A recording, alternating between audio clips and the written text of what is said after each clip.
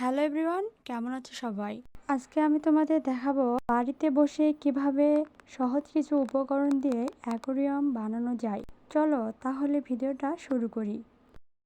প্রথমে একটা প্লাস্টিকের গোল বয়াম ধুয়ে নিয়েছি। এখন এর ভিতরে পরিমাণ মতো পাথর দিয়ে নিচ্ছি।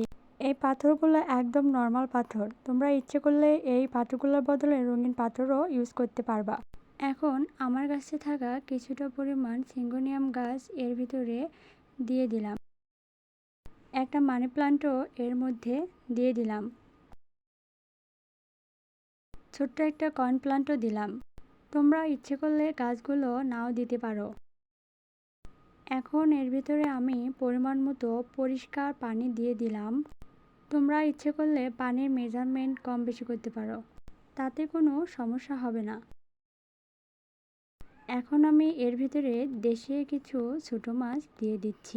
তোমরা চাইলে এখানে বিভিন্ন মার্কেট থেকে কিনা রঙিন মাছ ইউজ করতে পারো, এতে অ্যাকোয়ারিয়ামটা আরও কালারফুল দেখাবে।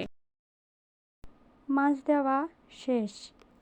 পানি কম হওয়ায় আরও কিছুটা পরিমাণ পানি দিয়ে নিলাম।